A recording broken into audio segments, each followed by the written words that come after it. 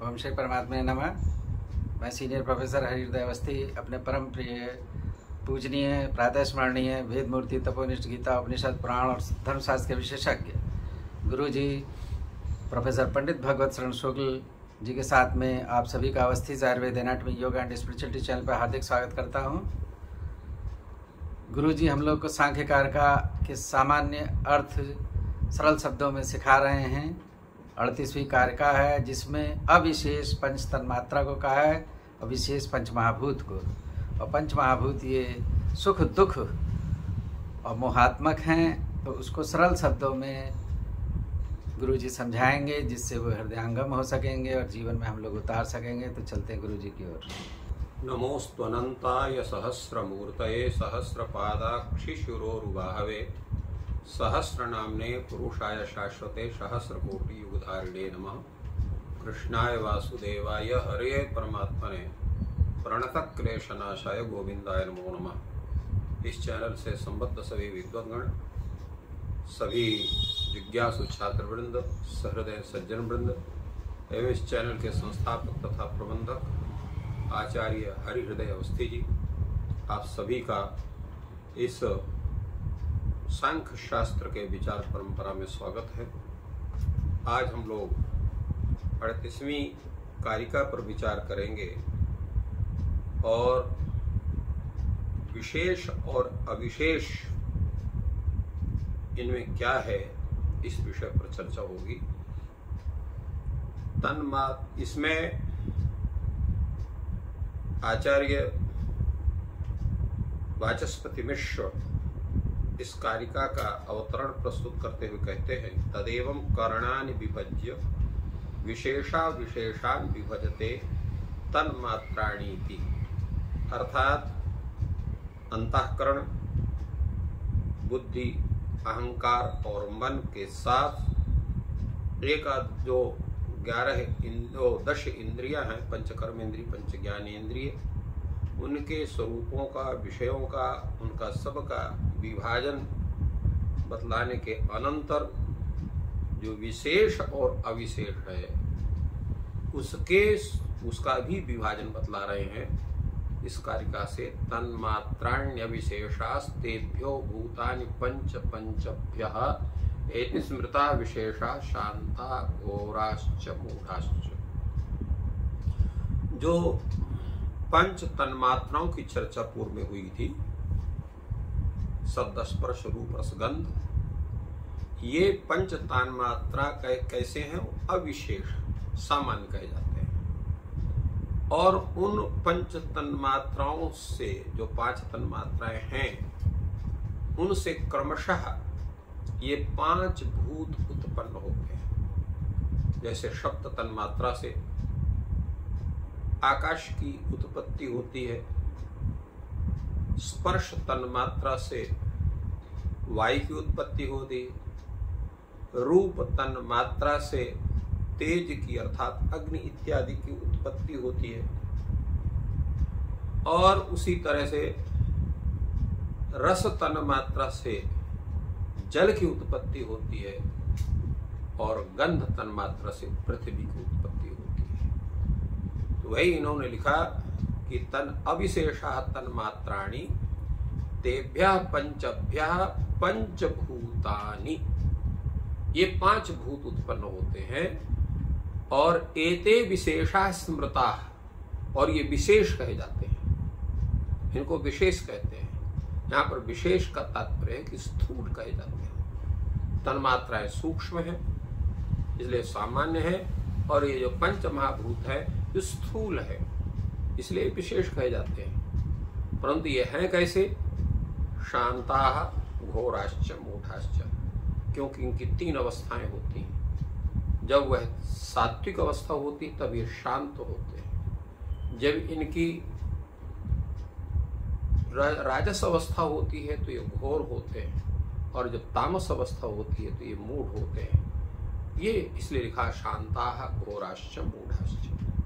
ये शब्दादि जो तन्मात्राएं अत्यंत सूक्ष्म है, इनसे प्रश्न होता है कि आपने कहा कि ये जो शांत, घोर और मूढ़त्व है ये तन्मात्राओं में भी होता है कि नहीं होता है?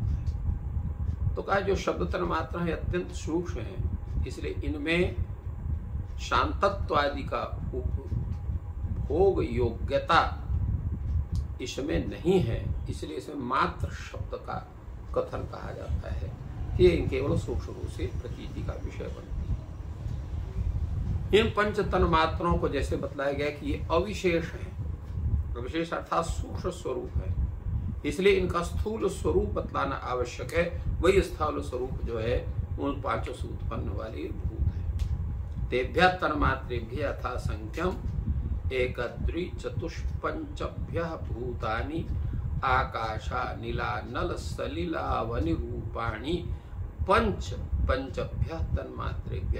इन पंच तन्मात्राओं से क्रमशः प्रथम से आकाश अर्थात शब्द से आकाश, स्पर्श से अनिल, अनिल अर्थात वायु, और उसके अनंतर रूप से, रूप तन्मात्रा से अनल अर्थात अग्नि, और रस तन्मात्रा से सलिल अर्थात जल, और गंध तन्मात्रा से अवनि अर्थात पृथ्वी, इसकी उत्पत्ति होती है। वही इन्होंने कहा कि तेभ्यः तन्मात्रेभ्यः यथा संख्यम एक द्वि त्रि चतु पंचभ्यः भूतानि आकाश अनिल अनल सलिल अवनि रूपाणी इति पंच, ये पांच उत्पन्न होते। कहां से? पंचे पंचभ्य तन्मात्रेभ्य, ये पांच तन्मात्राओं से उत्पन्न होते हैं। आगे इसी पर कहते हैं कि तत्र शब्द तन्मात्रात् आकाशम, जैसे हमने अभी पूर्व में बतलाया था कि शब्द तन्मात्रा से आकाश, रस तन्मात्रा से वायु, रूप तन्मात्रा से तेज, रस तन्मात्रा से जल, और गंध तन्मात्रा से पृथ्वी की उत्पत्ति होती है। तेन एकस्मात् तन्मात्रा एकस्य विशेष उत्पत्ति सिद्ध है। इससे ज्ञात होता है कि एक तन्मात्रा से एक ही स्थूल स्वरूप की उत्पत्ति होती है, अर्थात जैसे शब्द तन्मात्रा से केवल आकाश की उत्पत्ति होती, अन्य की नहीं होती। इसी प्रकार स्पर्श तन्मात्रा से केवल वायु की ही उत्पत्ति होती है, अन्य की नहीं होती। ऐसा सबका समझना चाहिए। ततश्च यत् अन्येषाम् आचार्याणाम् अभिप्रेतम् एक लक्षणेभ्य तन्मात्रेभ्य परस्परानुप्रवेशान एकोत्तरा विशेषा सृज्यन्ते तत्प्रतिषिद्धम्। इसलिए कोई आचार्य जो इस पर कहते हैं कि एक स्वरूप वाले इन पांच तन्मात्राओं से परस्पर अनुप्रवेश होने कारण एक से एकोत्तरा विशेषा, एक से उत्तर विशेष जो है वो भी सृजित होते हैं, वो भी उत्पन्न होते हैं। तो वो उसका कथन जो है वो यहाँ पर प्रतिषिद्ध होता है। किंतर्हि हम तेरणापि तन्मात्रानुपवेशम एक उत्तरेभ्यः भूतेभ्योत्तराणाम भूत विशेषणाम उत्पत्ति है। क्यों ऐसा कहा गया कि अंतरेणापि प्रवेशम, तन्मात्रानुप्रवेश के बिना भी जो है एक उत्तरीय भूतेभ्यः एकोत्तराणाम जो है एकोत्तर भूत से एकोत्तर भूत विशेषों की उत्पत्ति हो सकती है। तो इसलिए इस तरह से कहने की आवश्यकता नहीं है। तत्र शब्द गुणा शब्द तन्मात्रा आकाशम एक गुण, शब्द गुण से शब्द तन्मात्रा से आकाश जो है वो एक गुण वाला, शब्द गुण वाला उत्पन्न होता है। शब्द स्पर्श गुणा शब्द तन्मात्रा शब्द स्पर्श तन्मात्रा द्विगुण वायु, शब्द स्पर्श गुण से शब्द तन्मात्रा से खाली द्विगुण दो गुण वाला अर्थात शब्द रूप और स्पर्श रूप गुण वाला वायु होता है। शब्द स्पर्श रूप गुणात् शब्द तन्मात्रा त्रिगुणम तेज, शब्द स्पर्श और रूप इन तीनों गुणों से केवल रूप तन्मात्रा से त्रिगुण तेज उत्पन्न होता है। इसी प्रकार शब्द स्पर्श रूप रस गुण से केवल रस तन्मात्रा से चार गुण वाला यह जल उत्पन्न होता है, और शब्द स्पर्श रूप रस गंध गुणात् शब्द स्पर्श रूप रस गंध गुणों से गंध तन्मात्रा वाला पांच गुण वाला यह पृथ्वी उत्पन्न होता है।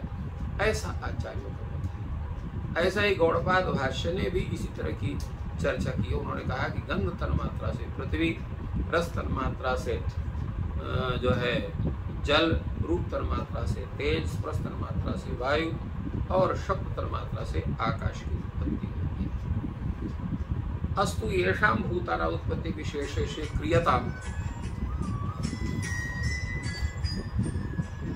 तो यहाँ पर कहते हैं कि ठीक है, भूतों की उत्पत्ति विशेष रूप से विशेषत्व किम आया था, विशेष रूप से जो भूतों की उत्पत्ति आप मानते हो उससे आया क्या, सिद्ध क्या होगा। उस कहते हैं एते स्मृता विशेषा, कहे विशेष रूप से ये यहाँ पर स्थूल कहे गए। कुतः शांता घोराश्च मूढ़ा, सब फिर ये शांत और घोर और मूढ़ कैसे होते हैं। तो कहा एक चकार है एको हेतु, यहाँ पर एक चकार जो हेतु अर्थ में, और द्वितीय जो चकार है वो समुच्चय अर्थ में। तात्पर्य हुआ है कि यस्मात् आकाश स्थले सुसत्व प्रधानतया की शांता, इन आकाशादि पंच जो भूत है स्थूल रूप से, जब ये सत्व प्रधान रूप होते हैं तो कुछ शांत होते हैं। और शांता सुखा प्रकाशा लगवा, वो शांत होते हैं अर्थात सुख उनमें रहता है, वो प्रकाश कारक होते हैं और लघु होते हैं। जब वो रज प्रधान होते हैं तो घोर होते हैं। फिर परस्पर व्यावृत्त अनुभूयमाना विशेष, एक एक दूसरे से जो है पृथक पृथक के अनुभूत होने का विशेष होते हैं, इसलिए स्थूल भी कहा जाता है। तो तान मात्राणी तो अस्मदादि भी परस्पर व्यावृत्तानि नानुभूयन्ते, और वो जो तन मात्रा है वो हम सभी से परस्पर पृथक होकर के उनका अनुभव नहीं किया जा सकता, इसलिए वो अविशेष रूप से होने से सूक्ष्म कहे जाते हैं। इस प्रकार इस कारिका में पंच महाभूतों का उत्पत्ति तन मात्रों से कैसे होती है, इनके गुण कौन कौन से होते हैं, ये इसका बहुत ही सुंदर ढंग से आचार्य ईश्वर कृष्ण कारिका के द्वारा और आचार्य वाचस्पति मिश्र ने उसके व्याख्यान के द्वारा पूरे तात्पर्य को सम्यक रूप से प्रकट किया। तो इस प्रकार गुरुजी ने बहुत ही सरल शब्दों में अविशेष अर्थात पंच तन्मात्रा, विशेष या स्थूल पंच महाभूत के बारे में हम लोग को समझाया। आपका दिन शुभ हो, ईश्वर आपकी सहायता करें। धन्यवाद।